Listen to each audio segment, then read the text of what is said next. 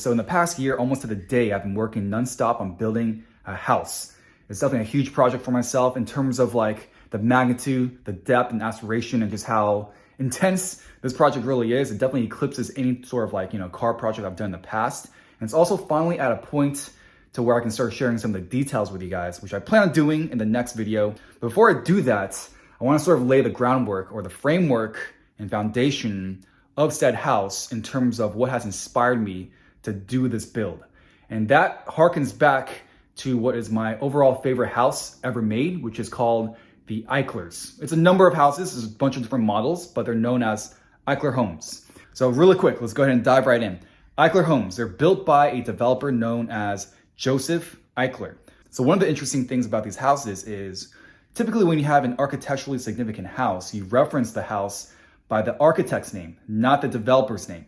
And these houses are actually referenced by the developer's name, Joseph Eichler.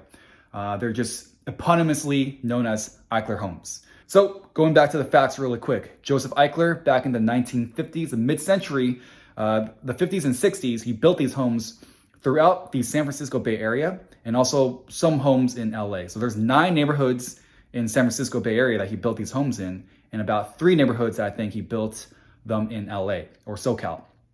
And in total, there are over about 11,000 of these homes. So somewhat rare, but also fairly, mass produced at the time. And again, these are designed to be economical for the middle class and the post-war era that anyone can really go in there and buy. But what differentiates them is, of course, just how different they were in terms of like the style, the build, the aesthetic, everything.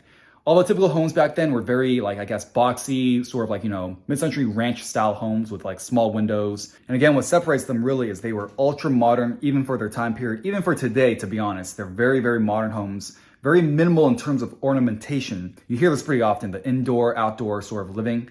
A lot of homes say they do that, but none do it better than these Eichlers. I mean, these are true to the fact that you really blur the lines of what is the outdoors and what is the indoors. Because another innovation that these homes really brought to the market, I guess, is they use a generous amount of windows.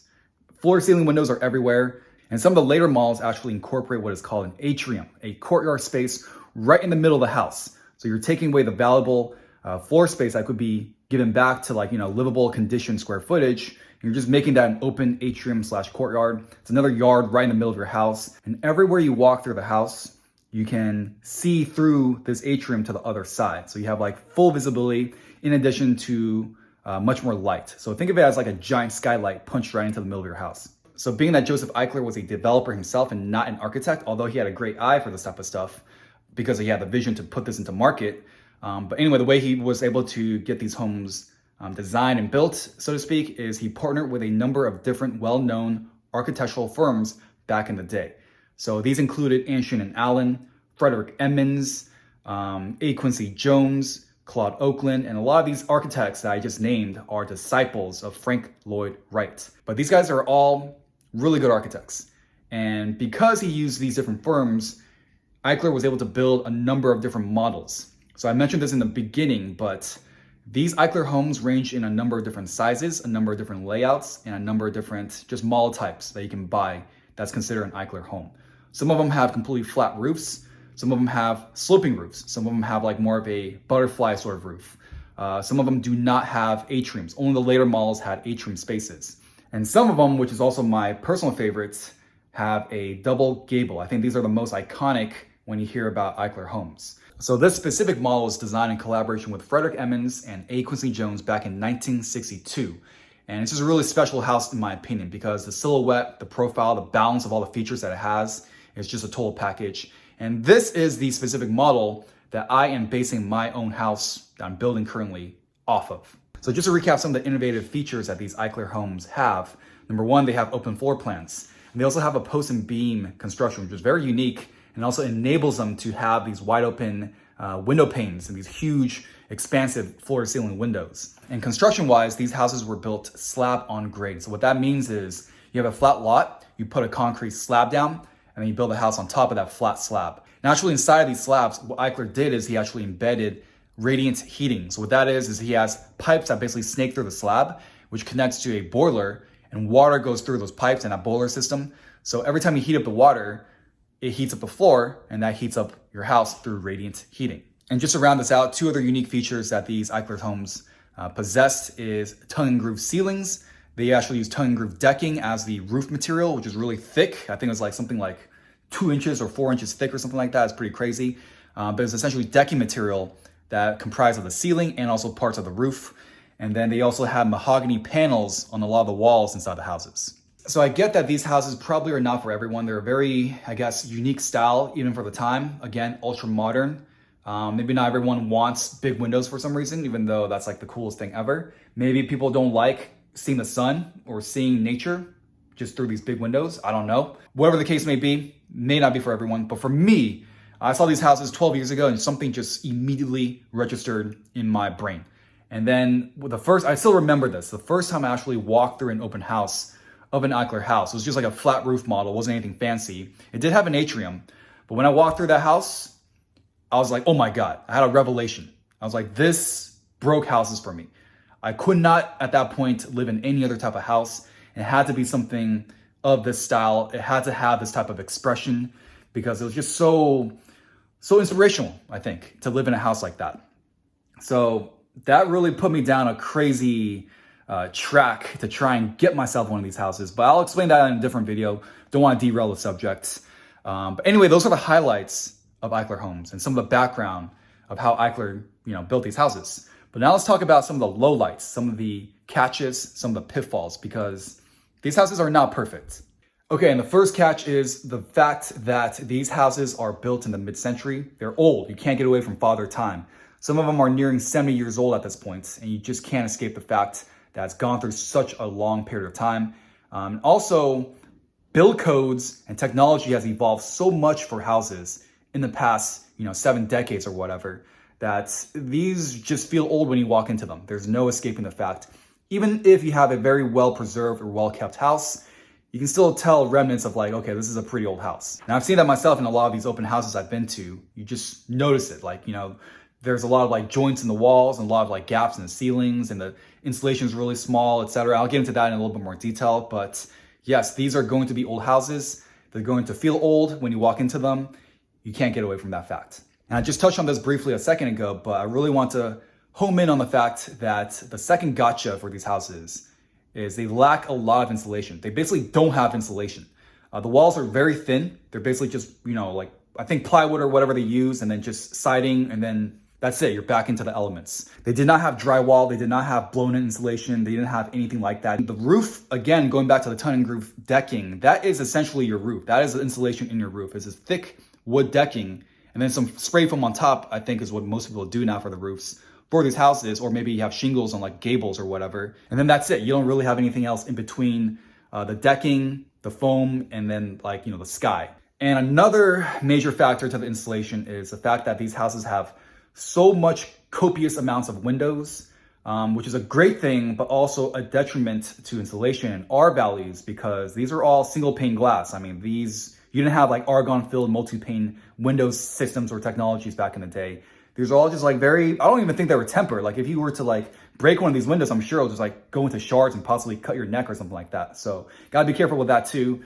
Technology has evolved so much, again, in the past 7 decades that things are just way different now. Windows are thicker. You got multi-pane windows. You got argon. You have tempered glass that won't shatter and cut your jugular when you accidentally walk into it, etc. You don't have draftiness that you do in these type of older houses. And another interesting thing about these Eichler homes is although they were built in California, SF Bay Area, and SoCal again, which gets pretty hot during the summer, these do not have AC. They do have radiant heating to keep you warm in the winter, but they don't have AC. So I've seen a lot of owners actually try and remodel their homes and retrofit them with these little mini splits, which looks pretty ugly because you have this big like appliance thing sticking on your wall, and that has to be your AC. So they don't have a centralized HVAC system, unfortunately. So that's another thing you have to deal with. And when we talk about the open floor plans, which is very wide and expansive, and I personally love it, that is primarily focused on the living areas of the house. Like for example, the dining room, the living room, the kitchen area, stuff like that. In the actual bedrooms themselves, the rooms are very small. So if you're used to like giant master bedroom suites, like the modern houses of today, You're not really going to get that in an Eichler house. And on that note, it really does sort of conflict with the open floor plan nature of these homes. But these Eichler homes really sort of exhibited two different worlds. You have the open floor plans in, again, the living areas, and then you have these more smaller spaces in the bedrooms and such. So it's a sort of two different worlds. And speaking of size limitations with these homes, they're not very big to begin with. Again, they range from about like 1,500 square feet to I think max like 2,100 square feet-ish for the double gable models. So they're not going to be like super huge. They're not going to be like 3,000 square feet houses like you see today. The good thing about them is they're all single floor, so they do feel bigger than they actually are, but still going to be limited on the square footage. And you're also going to be limited on the ceiling height for these houses. They have a very low ceiling height. Like in today's world, modern homes are built with like at least 8-foot ceilings. In these houses, they were 7.5 feet, I think, to the tongue and groove ceiling on the inside. And then you have these beams because, again, they're post and beam construction. So you have these beams that hang another foot below the tongue and groove ceiling. So you can basically reach up and touch the beams or the bottom of the beams anytime you walk through these houses. So it can feel a little bit cramped because of that. That's why the gable models really help to open things up, because it slopes up. You have these giant cathedral style ceilings. And the last downfall to an Eichler home is because they're so unique nowadays, they become sort of like a premium collector piece. They're very sought after, I guess, in the market. If you do comps on Eichler home and something else in the same neighborhood, the Eichler will be a lot more expensive than a comparable, 1950s house that's just like a normal house. That's just the way it is.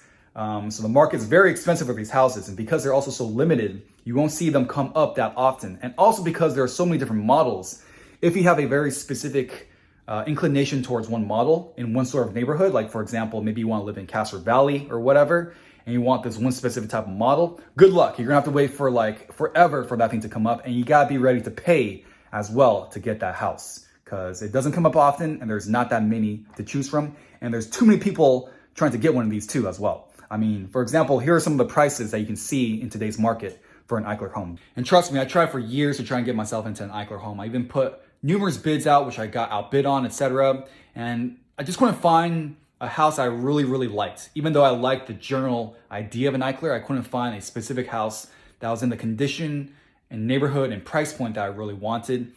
You just can't get all those elements to come together. And combined with all those other pitfalls I just mentioned in terms of the actual, physical limitations of these houses. So that's what really pushed me to build my own version of an Eichler, to take advantage of today's technology, to address systematically all those different pitfalls, and to really enhance the version 2.0, I guess, of an Eichler. So anyway, that's what I'm going to be sharing with you guys next, so please stay tuned. Let me know your thoughts on these Eichler homes in general. Very curious to see how you guys like them. If you think there's something that you might be gravitating towards as well, definitely check them out. So until next time, I'll see you here on Core and Balanced. Peace.